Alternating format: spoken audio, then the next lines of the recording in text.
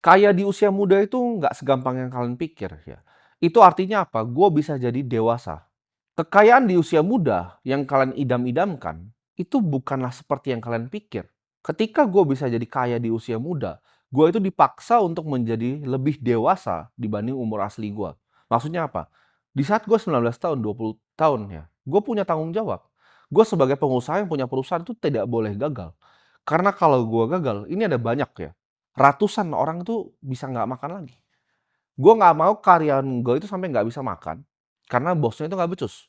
Di saat umur yang sangat muda, itu gue mesti memikul tanggung jawab yang berat, ya.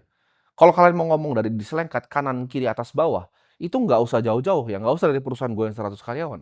Dari zaman gue jualan sedotan aja gue dikerjain. Gue jualan minyak rambut tuh gue dikerjain, ya, sama berbagai macam instansi.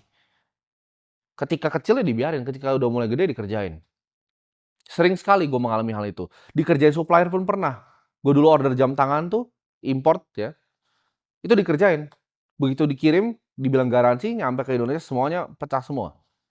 Yang nggak tahu pecahnya di perjalanan atau dikirim memang sudah pecah. Itu jauh ya teman-teman, sebelum gua itu mulai nyalain kamera, sebelum gua terkenal di media sosial, gua udah dikerjain sama banyak sekali manusia. Gua dari kecil udah belajar ya, bagaimana caranya koordinasi, bagaimana caranya berbicara, ya. Karena mereka toh juga manusia, gitu.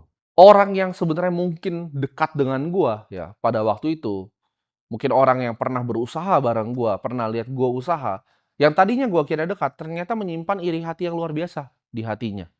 Di situ gua sadar, ya, kebanyakan orang, ya, itu bisa dibeli. Kekuasaan pun, ya, ada yang bisa diambil.